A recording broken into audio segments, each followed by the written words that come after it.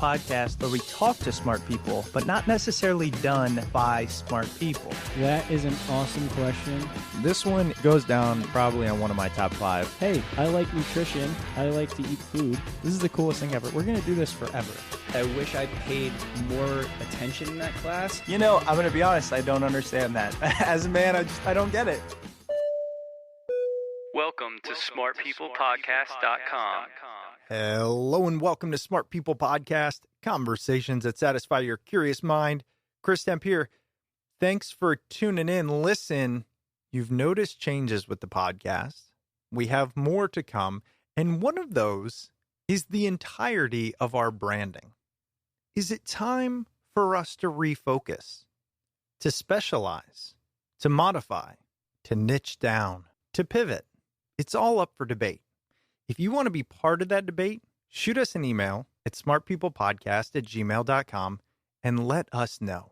Are there topics you enjoy more than others? Are there guests you enjoy more than others? Are there things you wish we did differently? smartpeoplepodcast@gmail.com.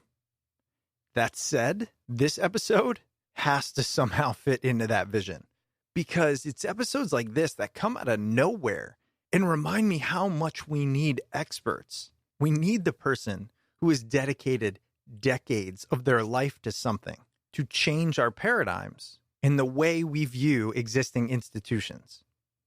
This week on the podcast, we are talking to Dr. John Abramson, specifically about his new controversial book called Sickening: How Big Pharma Broke American Healthcare and How We Can Repair It. And listen, trigger warning, you're going to listen to this and probably be upset. There is almost no way not to be. In fact, this interview is one of the things that sparked this idea of rebranding. One of the things I'm considering is, should we be shedding light solely on the things that need to change in society and the voices that are changing them? Those experts. I don't know. But John does a heck of a job in this episode. He has been on the faculty of Harvard Medical School for 25 years, where he teaches healthcare policy. He served as a family physician for 22 years, during which he was named a top doctor 6 times in local, state, and national surveys. He served as an unpaid consultant to the FBI and Department of Justice, including in a case that resulted in the largest criminal fine in U.S. history. He's been featured all over the news, many media outlets, etc., and, as I mentioned, is the author of this incredible book, Sickening: How Big Pharma Broke American Healthcare and How We Can Repair It. In this episode, we will debunk many of the common myths about the American healthcare system, the benefit of American pharmaceuticals, the COVID vaccine, the marketing giant that is the pharmaceutical industry, and the pull it has on everything we do, and much more. If you enjoy this and want to support the show, patreon.com/smartpeoplepodcast for as little as $2, ad-free episodes, and more. Here it is, our episode with Dr. John Abramson, as we talk about his new book, Sickening: How Big Pharma Broke American Healthcare and How We Can Repair It. Enjoy.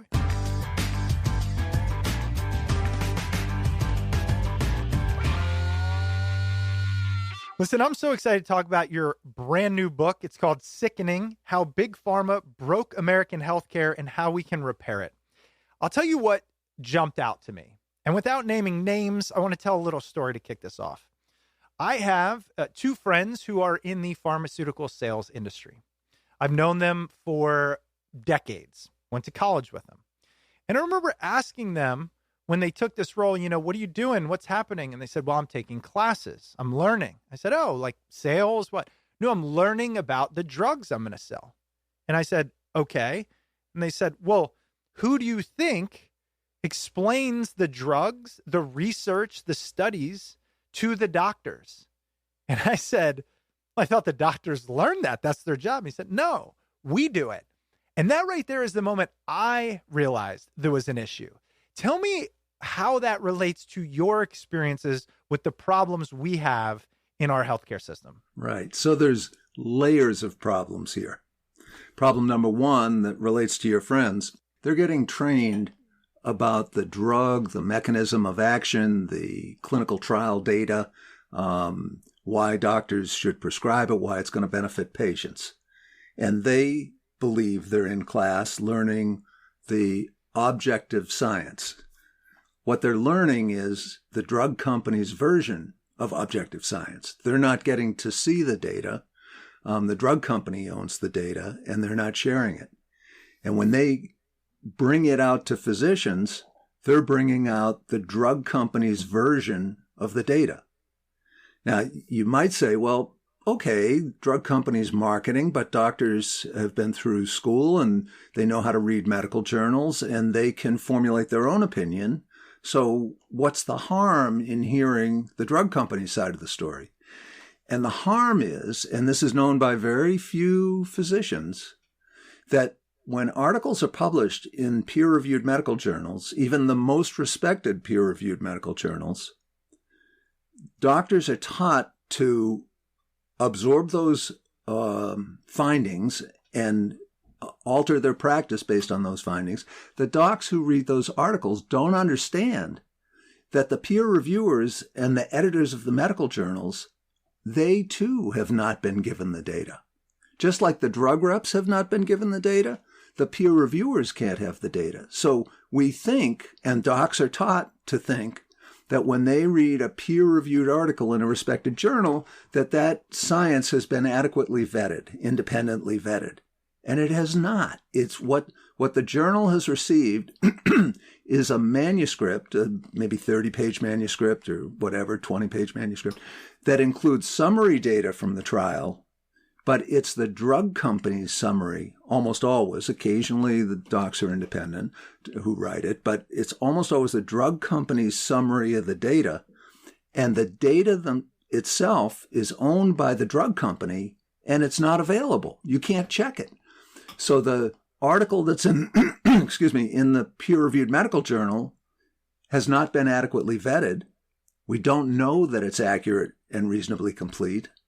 And then the experts who write the clinical practice guidelines that set the standards of medical practice, they too do not have access to the primary data from the drug company studies. So they can't do, the experts who write the guidelines can't do their own independent analysis. So as outrageous as it was to you on the face of it, that your friends who I'm sure they're very smart and have some scientific training, but they're not physicians. They're not PhD pharmacists. Your friends believe they're getting accurate data. And you say, well, they're working for the company and I can understand how they would make that assumption and not question it. But the docs are making the same assumption. That's what's crazy. See, this is what I don't understand. It's been drilled into anybody who cares brain that peer-reviewed, double-blind studies are the gold standard. So even that is a standard that I don't think is met often enough. But what you're saying is even that gold standard is ripe with inaccurate data in the first place, which makes me wonder, what is the purpose of any scientific research if the input itself is flawed? Right. And that's really what I want to talk about today and what sickening is about. Okay. And what's happened is the purpose of that research has become unambiguously to sell product. It's not to improve health. It's to sell product. There's even, in the book, there's a slide that was shown in litigation involving Pfizer. And it says, we own the data, and the purpose of that data is to support our marketing efforts. Wow. And they mean it. So now about 86% of clinical trials are funded by the drug companies. And for the whole research effort that produces the knowledge that doctors rely on in the United States, 96% of that research is about drugs and devices. And about 2% of it is about preventing illness and improving population health. And the reason why it's gotten there is because the commercial entities decide how to invest their money in research, and they invest in the products that are going to make the most money, not the most health. As far as I know, America creates more beneficial pharmaceuticals than most other countries in the world. Is it possible this is a necessary evil? Like, yeah, we might be lining their pockets. We might have out of control costs, but the world benefits from the research and the R&D money that these companies are investing. And this is just their only way to recuperate it. Okay, that's a great question. Let's start by looking at how our investment in the United States, how our healthcare investment compares to other countries and what the payoff is. So Americans, you're right, they get access to newer drugs more quickly. There's no question about that. And there's a huge glitter around medical innovation. The problem is that it's not improving our health as a nation. So we get innovative care, and some of that innovative care is incredibly important. The drugs that suppress HIV infection or hepatitis C, there are some fabulous drugs. But if you look at the big picture, we get newer drugs sooner. We put them into use sooner. Drugs are the component of healthcare that is most responsible for our increased costs. And let's look at the health of the American people. You would think under those circumstances that those benefits would improve the health of the American people. Well, in 2000, we ranked 38th in the world on healthy life expectancy. That's probably the best single measure of the health of a population. It's how many years people live in good health, and if they have an illness that compromises their quality of life by 50%, they get a half a year of healthy life expectancy for that. So it's kind of a global single number that is representative of population health. So in 2000, we ranked 38th. And our healthcare expenditures were not that far above the other wealthy countries. Since that time, our healthcare expenditures have gone way above the other countries. So we now spend 7% more of our GDP on healthcare than the other wealthy countries do. The key is that the health of our population has gone from 38th in 2000 in the world to 68th in the world in 2019, before the pandemic started. So we're getting this innovation. There's no question about that. But you can't equate innovation with improved health. And sometimes the innovation does equate to improved health for a small portion of the population with a disease that can be treated that wasn't treated before, but it is coming at the cost of the population of the health of all Americans. That is such a paradigm shift. And I'm so glad you said it. And what I'm realizing, that's their goal, right? Their goal is not just, and by they, I mean the pharmaceutical companies, not just to convince the physicians about the benefits of their drugs, but to convince the American people that the things they are creating are benefiting us, are cutting edge, are world leading. But in reality, just because we're creating more and we're at the tip of the spear, if it's not achieving our ultimate goal, it's all a facade. The whole thing is essentially in order to line their pockets. Because I bet if we've gone from 38th to 70th and we've increased our spending, 38th to 68th, we don't exaggerate. Yeah, right. And amount of GDP we're dedicating to it has gone up. I also bet you that although our health is going down, the pharmaceutical companies' profits has gone up in that time frame as well. Absolutely. And that's the key. The biotech market is in a little bit of a crash right now, but before this recent downfall, it was by far the most lucrative or producing the greatest return on investment for investors. And what we need to remember, despite all the public relations about pharma is here to help your life and make people live better, happier lives and all that. Their job is to maximize their profits without limit. It's not like their job is to make 20% return on sales or 30% profit on sales. Their job is to maximize the return on investment without limit. And so that they're going to do their research. They kind of control medical science. They control the medical science that gets commercialized and brought to American people that doctors prescribe.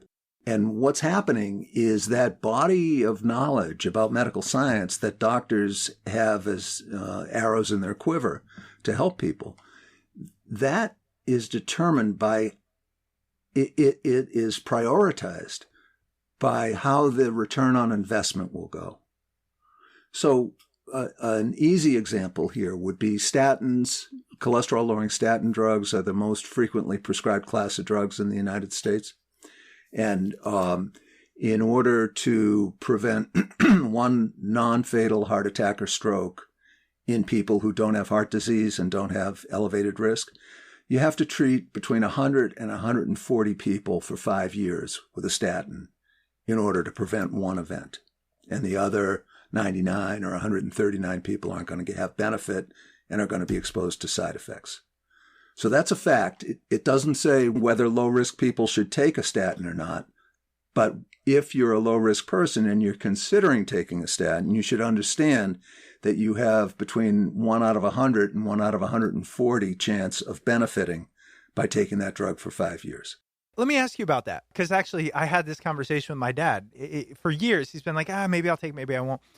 Because it works, right? The statins, for far more than 1 out of 150, do lower cholesterol. But what you're saying is that lowering it, the effect that has is only, beneficial for X amount. Is that what you're saying?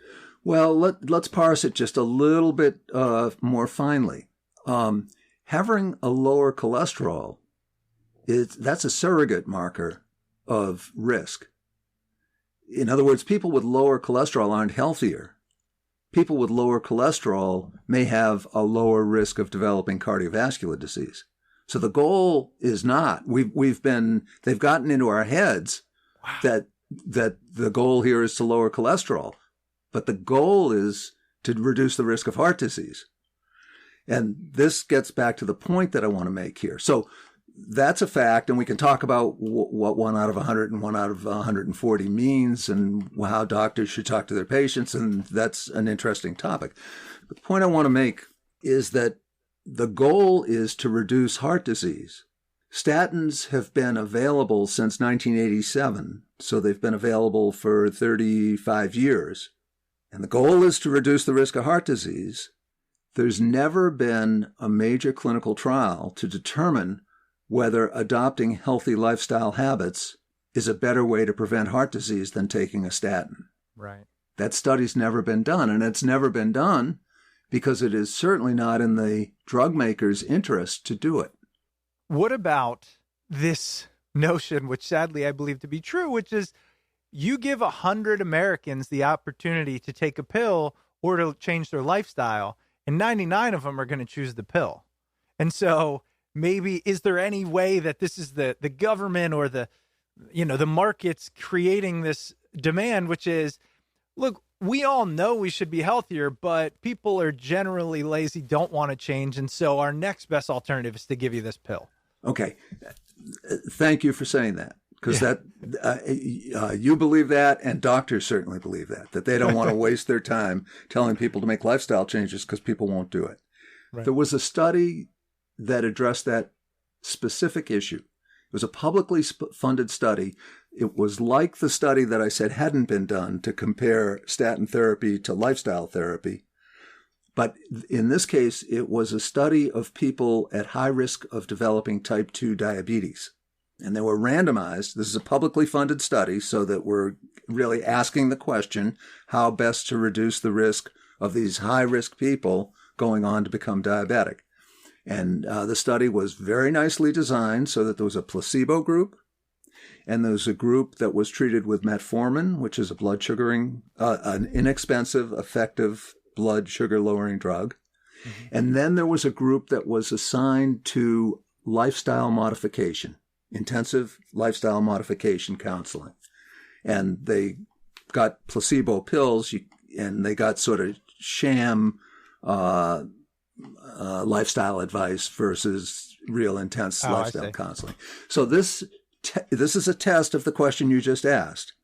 People will choose a drug because they think it's effective, and they won't make lifestyle changes no matter if you stand on your head and plead with them. Yeah. The fact is that the most effective way to prevent diabetes, 58% more effective than a placebo, is the lifestyle group. People lost 10 pounds and kept it off. They were exercising 5 times a week, and they really did make changes. And this is a randomized controlled trial. This didn't say, hey, who here likes to exercise? Go in that group. They didn't do that. They randomized the people. Right. So it's very clear the diabetes prevention program showed that lifestyle counseling is effective for people at risk of diabetes, but there's no reason to believe they're any different. In fact, they're probably a harder group to modify the behavior in than people who are at risk of heart disease, because the diabetes folks are more obese and have more set ways, lifestyle habits that need to be modified. So that study proves that when you're committed as researchers to ask the question, you get an answer that shows that we can prevent 58% of diabetes with healthy lifestyle intervention. The drug, it was significantly better than placebo, but it reduced diabetes by 31%. So the lifestyle intervention was about twice as effective. I'm glad you said that, because even as the words came out of my mouth, I thought, I don't know, is that true? We also tend to go, who even knows what's true anymore? I mean, let's say we go and we talk about healthy lifestyle changes. Okay, first place people want to start is diet. Well, do I go keto? Do I go Atkins? Do I go paleo? Do I go vegan, vegetarian? Do I go meat? Who knows? Okay, let's talk exercise. Do I go high intensity? Do I go aerobic? I mean, why don't we know? Behind all of these is a profit motive. Every single thing I just said is a profit motive. Right. And that's what's making all of it confusing, which is at the core of what you're saying. Right. And how about if we come back to common sense? How about if we say, well, you're asking high intensity, low intensity? As a family doc, my recommendation is start walking 5 minutes a day. And in 3 weeks, get up to a mile and see how you feel. And, common sense ought to be able to take you there, instead of making it this reductionist science that you've got to get your heart rate up to 80% of maximum and blah, blah.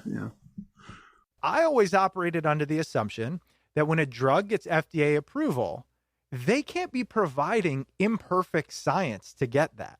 When pharmaceutical companies own the data, what are they legally allowed to do with it? Your assumption is probably mostly correct. I hear stories from insiders, anecdotes about sloppy research techniques. But let's assume that the accurate data is turned over to the FDA. They have it. They cannot release it. They analyze that data, and they make reports that has some of the data in it. And the FDA officers make recommendations to the FDA about the safety and efficacy of the drug. And then sometimes it goes to an advisory panel. The point here is that there's 2 tracks for the data. One is to the FDA, which gets such as the data is, assuming that there's data integrity. And let's leave that as an assumption for the time being. The FDA gets that. And they make their recommendations based on that. But that information does not go to the medical journals. It certainly doesn't go to your friends who are drug reps getting trained to teach doctors. Interesting. It doesn't go to the experts who write the clinical guidelines. So Pfizer, in its slide, made clear that the purpose of their data is to support their marketing. If I'm interpreting that correctly, we can hope and assume that the FDA gets pretty thorough, correct, all-encompassing data, let's say. But their job is pretty much to say we approve or not approve, right? They're not making recommendations. They're not doing dosing. They're not doing prescribing, any of that. It's just, Time out. They are doing dosing. Okay. They're making dosage recommendations. Okay.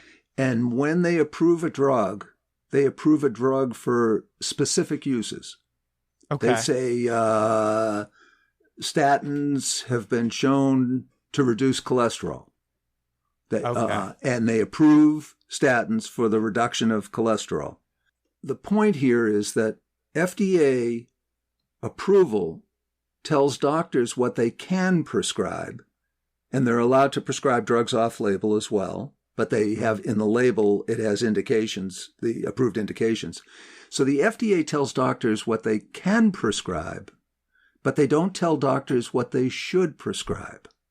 Right. They don't look at the comparative medical benefit and the comparative costs of different drugs.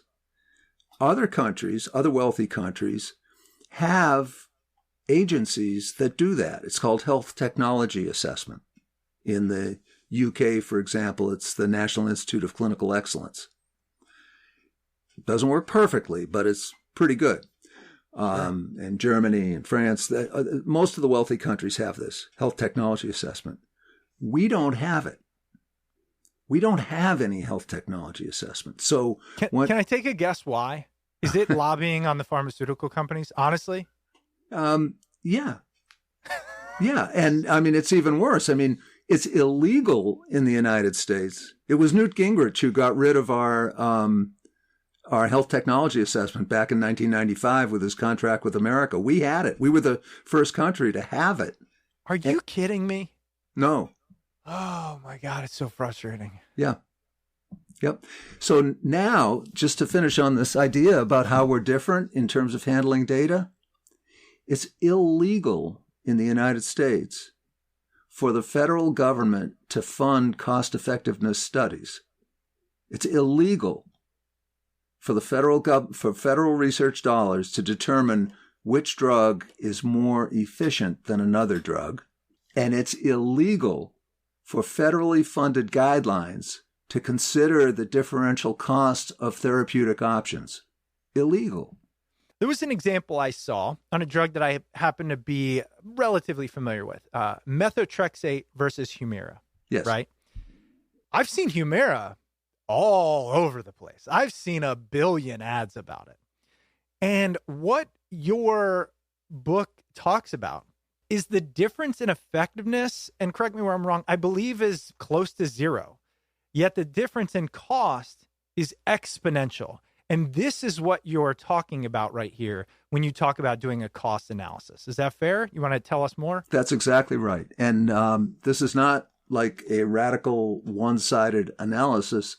This is in the FDA-approved label that the study that compared methotrexate to Humira for first-line therapy of rheumatoid arthritis showed that they're equally effective. Humira costs about $72,000 a year. Methotrexate costs somewhere around $500 a year. Hey, Chris here. Quick break in the show. Listen, is this episode upsetting you yet? Are you just seething with frustration at the pharmaceutical industry, the waste, the lack of care and compassion, the profit motive? I know I was. But the silver lining I took away from it is we have more control over our health than we think. We don't have to outsource it to scientists in a laboratory. And we can use a lot of what Mother Nature intended to be our medicine. That's why I specifically set up our sponsor this week for this episode. Our sponsor is Golden Poppy Herbs. They are a small, handcrafted, woman-run business dedicated to helping you find natural solutions to your health needs. One of my favorite things, the entire team at Golden Poppy Apothecary is either an herbalist or an aromatherapist. And I specifically wanted to tell you they offer one-on-one consultations if you need guidance finding the right herbs for you, regardless of if you're looking to improve your sleep, your energy, your focus. Golden Poppy Apothecary has the natural herbal solution for you. No pharmaceuticals needed. One of my favorites and their most popular products is their Time for Bed tea. It is packed full of herbs to help prepare your body for optimal sleep. It has things like organic, chamomile, skullcap, passion flower, linden, and hawthorn flowers, each of which will support the transition into sleep, and it will help your body stay asleep. You can also look at their wide variety of skincare products made from natural ingredients. The best part is get 20% off your entire purchase by going to goldenpoppyherbs.com/smartpeople. That's goldenpoppyherbs.com/smartpeople for 20% off your entire order. Heal with nature, heal with plants, and get personalized recommendations from their incredible team. goldenpoppyherbs.com/smartpeople. Now back to the episode. So there's two issues at play here that I think we're going to have to uncover. And one is the cost angle, but the other is the benefit angle. Because look, personally, I want the best care. Now, of course, let's take a step back and talk about the cost of healthcare and how ridiculous that is. But as somebody who works at a company, has good healthcare, is lucky, I also want the best care. So if I were to argue against you, if I were to be a doctor who knew more, like what would my argument be for the benefits of this American system? Because I'd like to think, yes, we have these outrageous costs and we know we need to rein them in, but we're also at the center of cancer research, which some can't be solved by lifestyle changes. There is truth there, but we've got to realize the part of the story that we're not getting is that when you invest all this money, let's say cancer research, the vast majority of the new drugs are very incrementally beneficial. And many of them just improve surrogate endpoints like lowering cholesterol instead of preventing heart disease. It could be disease-free interval instead of high quality of life interval, like that. But let's assume what the data shows is that about 30 new drugs, truly new drugs, are approved each year by the FDA. It's called new molecular entities. So it's not combinations of old drugs and not extended release drugs. 30 new drugs. What the German health technology assessment folks found is that 1 out of 4 of those new drugs provides truly new benefit that wasn't previously available. Wow. So when we use all the new drugs, because the doctors can't get the information that would allow them to evaluate completely the relative benefits and cost of the drugs, we use all the drugs when a quarter of them are truly beneficial. But to get back, I want to get to the core of your question, because I think that represents a lot of the public's concern and vulnerability to PR from the drug companies. Right. So we do have innovative drugs. And sometimes they're really good. And if we cut out the investment in drug innovation, we're going to pay a price. And it may be my kid who pays the price for not having a drug that could cure some awful disease that he has. That can happen. That's not a fantastical scenario. But here's the problem. We are spending so much of our national resources on medical interventions, which account for about 20% of our health, and so little of our national resources on the social determinants of health, which account for 80% of our health, that you may help an individual or 1,000 individuals with a new drug that wouldn't have been available if you cut the investment down. But if we take that investment over, we're grossly underinvesting in social determinants compared to the other wealthy countries. Our ratio is like flipped from the other countries, medical and social, compared to other wealthy countries. If you take that investment over, and if we put epidemiologists in charge of how we allocate those resources instead of drug companies trying to maximize their profits, and we said to the epidemiologists, okay, here's this bundle of money that we have to invest in creating new medical knowledge. How can we invest it best to improve the health of all Americans? We would get a hugely greater return on our investment than looking for the latest new way to develop some incremental benefit in a terrible disease like cancer. Yeah, that makes sense. Actually, one of the things that I'm seeing as we go through this, and not to belabor the example, but when we were talking about Humira and methotrexate, I imagine if we look the amount of R&D money that went into Humira for a almost immeasurable amount of benefit, there just hardly is any, right? So if you can say we have a drug that does what methotrexate does, let's take that money and invest it elsewhere, okay, either social or into really game-changing potential drugs, we would solve two problems. The reason the drug companies don't do that is because it's harder to make a profit that way. It's harder to make a blockbuster drug than it is to minutely improve an existing one and market it a whole hell of a lot better. That's exactly right. And what we don't have, because we don't have health technology assessment, we don't know. So we're talking about the example you saw in the book, and that's in the label for Humira, shows that methotrexate provides equivalent benefit as first-line therapy for rheumatoid arthritis. Now, first-line therapy doesn't always work. Right. So you go to second-line therapy. So if you test second-line therapy, it's methotrexate plus Humira on one side, and triple therapy, which is methotrexate plus two other drugs, hydroxychloroquine, the drug that is used without evidence for COVID, and a sulfa drug, sulfasalazine, I think.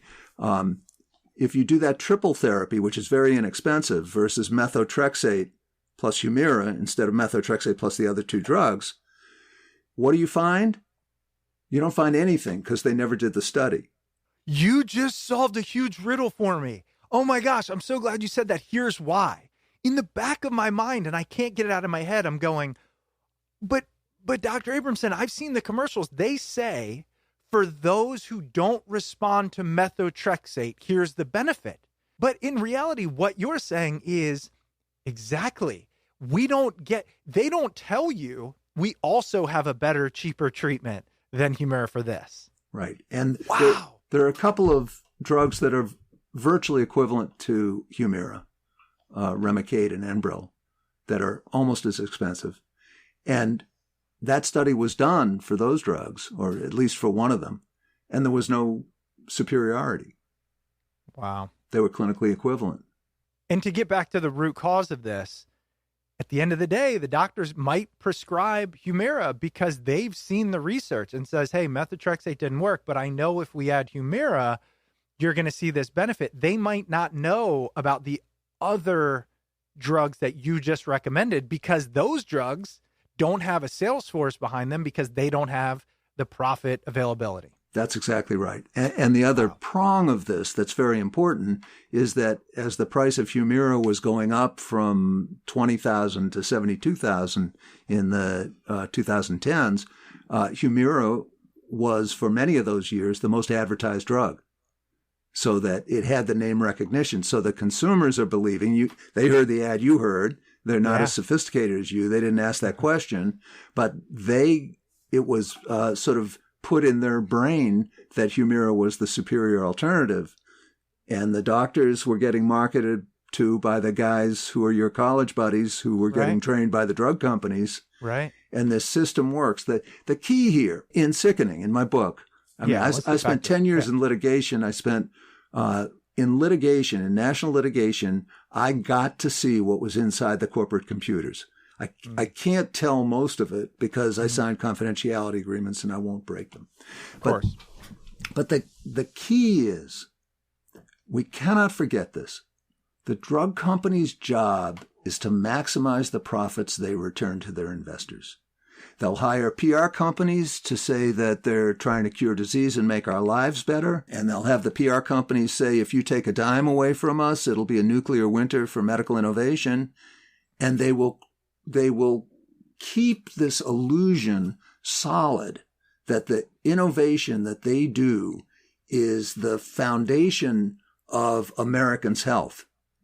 And it's not. The difference between the American healthcare system in broad brushstrokes and the other healthcare systems where people live a lot longer and a lot healthier, and they spend $1.5 trillion less per year than we would spend $1.5 trillion less if we spent what they spend. The purpose of this system is to maintain maximum profitability. And we've got to get over the niceties of and how impolite it is. I mean, amongst my peers, it's very impolite to say these things. Oftentimes I don't say it because it would it's so discordant with the shared beliefs that I keep a lot of this stuff to myself when I'm with peers. Okay. But this is the story that Sickening tells, is that we have been duped hugely, historically, by this idea that medical innovation is the way we're going to live a healthy, good life. When in fact, having healthy life habits and doing the common sense things that we know we should do, but that sometimes are difficult because there's no social investment in exercise facilities and making sure there aren't food deserts and making sure people have good housing, and that all those problems, solving all those problems, it's not glitzy, it's not genetically engineered vaccines that blah, blah, but that's the way to good health. It's not sexy, but it works. I mean, that's the problem, right? Right. You know what it makes me think of? We're dealing with COVID right now. I just heard a study about the cost to prevent the next pandemic is somewhere in the range of billions. So it doesn't start with a T. It's not trillions. Let's call it, I don't know, 200 billion. We could spend that money from the budget you're talking about and have an exponentially more beneficial impact on the health of our country and our planet, as opposed to the next Humira. If you want a specific example, that's one. Right. Let me give you a concrete example. You're talking about the next pandemic. Yeah. Let's talk about this pandemic. So in last May of 2021, the World Health Organization, the World Trade Organization, the World Bank, and the International Monetary Fund published all hands on deck editorial in the Washington Post. And they said, we need $50 billion now so that we can vaccinate with the vaccines we have, not future science fiction, but we need $50 billion to vaccinate the third world, the underdeveloped countries, the poor countries, so that we can get a 40% vaccination rate by the end of 2021 and a 70% vaccination rate in 2022. We need $50 billion. And if we don't get it, we're going to lose $9 trillion in economic activity, let alone the bad health that was going to be consequent. They didn't get it. The vaccination rate in Africa is now 9%. It's not 40%. And that's where Omicron came from. That's where Omicron came from, exactly. But here's the key to the story. They needed $50 billion. 32 American vaccine billionaires had made $50 billion at that point from the vaccine. So they make this great vaccine. This goes back to this issue you were saying about, well, doesn't innovation solve the problem?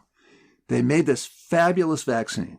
Adults, if you are not vaccinated, please get vaccinated. This is really serious business. The political noise about this is craziness. Get vaccinated.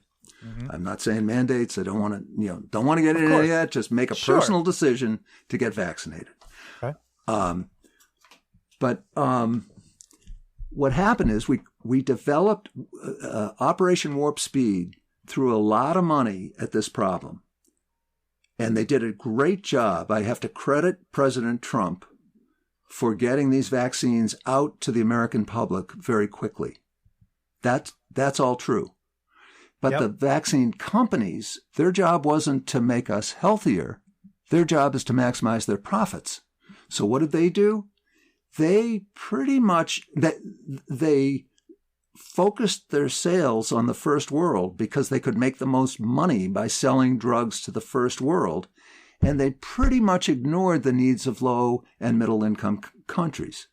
So we got this fabulous vaccine that works fantastically, But because the vaccination rates are so low in the third world, these variants are going to come back and bite us in the butt.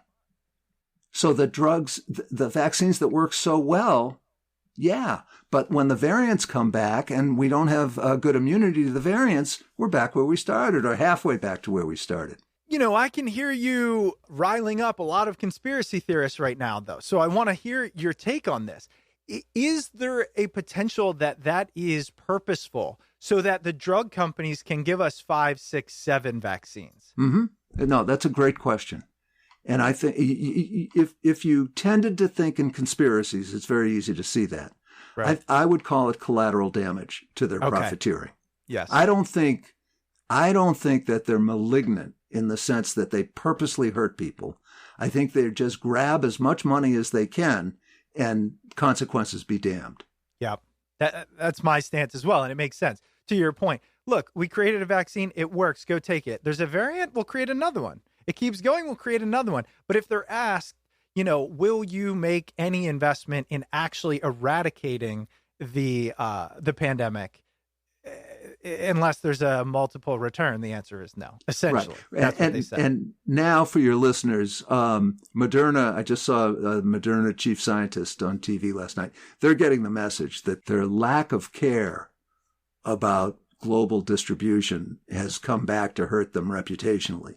So they're now saying they're going to build a factory in Africa. Well, that's great. They haven't picked a site yet. And, you know, they said in October of 2020 that they would release their patent, that they're good global citizens. They're going to make their patent available to the whole world, and they're not going to be greedy about their patent. What they didn't say is they weren't going to spend an ounce of energy teaching people how to use the patent. Right. So the patent is worthless without the technical know-how how to do it. So they're coming around, at least from a PR point of view, and I hope we all sort of keep their nose to the grindstone and make sure that they actually do transfer the ability to make vaccines to the third world. It's critically important, but they certainly had no interest in doing it. And I must say, the federal government, the United States, was paying for a lot of this. They paid for Moderna's research. And they made guaranteed purchase agreements. So most of this money came from the federal government. I'm not against it. We needed a vaccine. Thank God we got a vaccine from them. But what I am against is when the government is transferring all this money to the private sector, they could look out for the interest of Americans and the interest of global citizens and say, okay, we're going to give you all this money, and we want Americans vaccinated, but we insist that you develop the capacity to vaccinate the third world in the most expeditious path possible. And we didn't do it. So many people will be saying, look, they created the vaccine. We wouldn't have it without these companies. So therefore, you know, they deserve to reap the rewards because they're taking the risk. Chris, let me interrupt you there. Yeah. The NIH created the infrastructure for the vaccines in 2016. They figured out how to turn genetic code into mRNA. Wow. So the technology came from the NIH. In the book, I say the drug company, they were gloating about developing these. They were making exactly the argument you just made. They were gloating about having made the vaccines, and they did a PR campaign saying, "Don't take us for granted," meaning don't cut the reimbursement to Medicare or you won't get vaccines. And what I said in the book is what they should have written is don't take the NIH for granted, because the NIH had done the work. Not enough people hear that. This probably, over everything you've said, frustrates me the most. It's the same argument I make about companies like Amazon today, not paying enough taxes. And when people say, but look at what they've created, they built it off of the infrastructure that we paid for. Like, think about the roads, think about the internet, which people, know was created by our money, funded by government things. So when people say the government is inefficient, ineffective, doesn't spend well, every massive life-changing event, for the most part, I can't say every, the majority that have happened in the past 50 years started with government funding. starting from going to the moon, which gave us the ability to put satellites in space. I just went on a rant. It drives me nuts. And I didn't know this about the vaccine. That's absolutely true. 100% of the drugs developed, I think, in the last 10 years are built on NIH research. Wow. Okay, you've got me fired up. So I got to come down here. Tell me, if you could wave a magic wand and change the way we do things in the industry, what would we do? And I'm going to throw in a caveat, which is, but you can't cut out the potential to create life-altering, beneficial technologies. Because I don't want that part to go away. I don't want to just live to 90 and be healthy. I want to live to 150.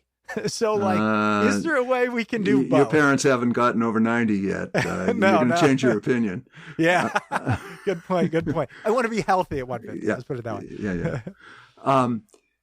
I think we need to start with an overview. And what's happening right now is a failure of democracy.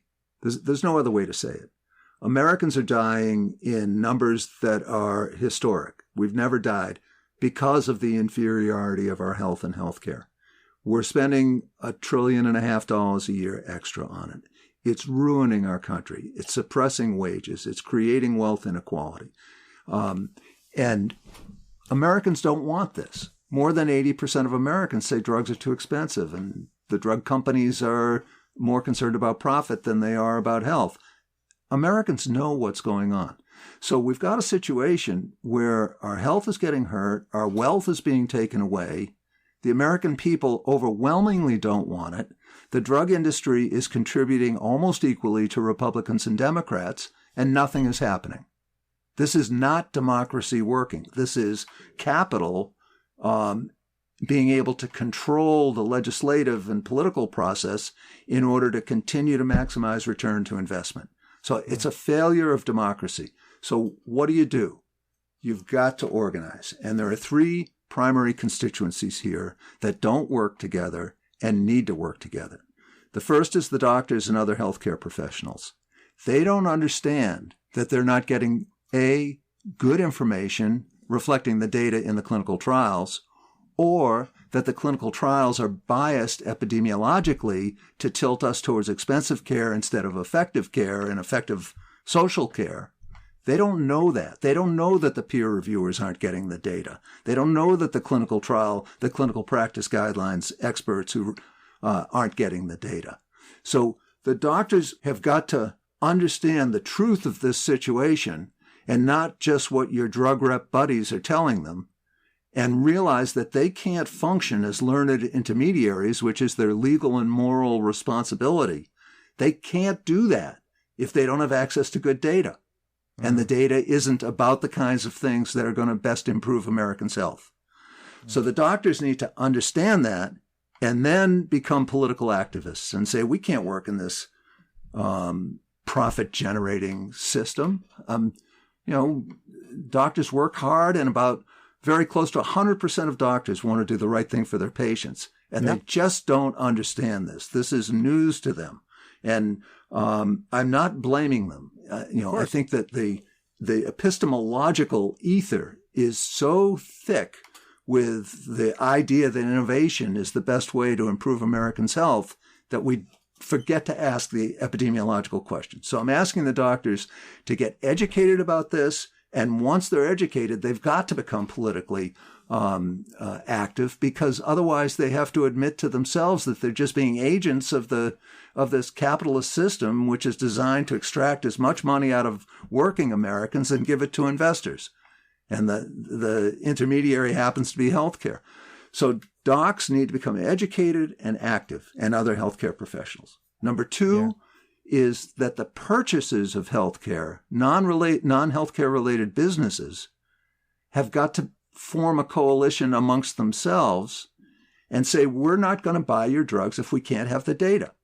We wouldn't buy your computers if you didn't tell us what the size of your hard drives are, and we're not buying your drugs unless we get the data. One company can't do that. 3 companies can't do that. All the companies could do that. About 150 million people have employment-related health insurance in the United States, and they're a huge force, but they're not using their buying power, not organizing their buying power to exert that influence to say, we're not buying drugs when you can't see the data. That's ridiculous. Right. And then the third constituency is us consumers. We want to be healthy. We don't want to be wasting a lot of money on healthcare, but if the healthcare were buying good health, well, we'd probably go for it. But it's not. So we want to be healthy, and we deserve the right to be healthy. Now, if those three constituencies get together and say, look, you can be a Republican, you can be a Democrat, you can think that there should be more social benefit, and you can think that private enterprise ought to be better rewarded, however you want to argue about those things, let's rebuild the common good in this.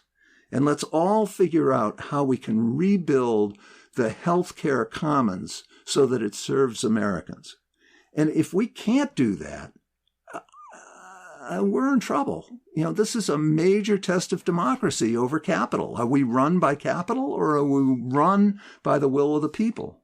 I like how you put that. And first of all, thank you for that. But that last piece of a test of democracy, because are we run by people? Are we run by our votes? And ultimately, are we run by our interpretation of the results?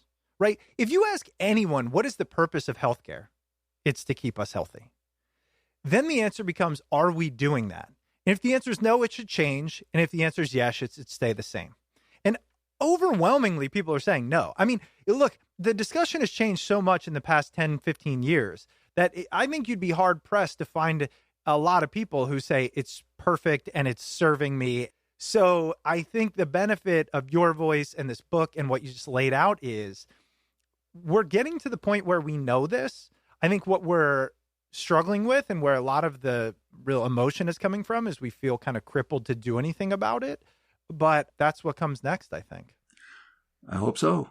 I love this conversation. Dr. Abramson, I really appreciate your time. The book is Sickening: How Big Pharma Broke American Healthcare and How We Can Repair It. If you've enjoyed this conversation, the book is not just one. It's definitely not my rant. So I apologize, but I got passionate there. But it's the intellectual understanding of the nuance that impacts all of us. It needs to be written. It needs to be read, and more of these need to come out. So I want to say, first of all, thank you for taking your life's work and educating us on it. Also, is there anywhere else you would like to plug? I mean, is there a website you want to drive people to? We will, of course, link to this book. Yeah, Chris, I'm a geek. I figure these things out. I've spent my life doing this. I'm not good on social media, to be perfectly honest. And you don't need to be. You don't need to be. I think it's a waste of people like your time, actually. I'd rather have this. So. Yeah, and I'd rather have you to get this message out. There you go. So I want to thank you for the opportunity to share these ideas with your listeners. I appreciate it. I love this stuff. I think, I hope it changes the world. I hope you change the world. I think this is so needed. Well, it's in your hands now. Yeah. Well, I'm going to try. I mean, I'm going to try and do my part. Yeah. Thanks so much for the opportunity. This week's guest was Dr. John Abramson. Dr. Abramson's book, Sickening: How Big Pharma Broke American Healthcare and How We Can Repair It, is available wherever books are sold. The episode was hosted by Chris Stemp and edited by yours truly, John Rojas. If you'd ever like to reach out to the show, you can reach us at smartpeoplepodcast@gmail.com or message us on Twitter @smartpeoplepod. If you enjoy the podcast, you can support us financially at Patreon. Head over to patreon.com/smartpeoplepodcast. And you can stay up to date with all things Smart People Podcast by heading over to the website smartpeoplepodcast.com and signing up for the newsletter. That's it for us this week. Make sure you stay tuned because we've got a lot of great interviews coming up, and we'll see you all next episode.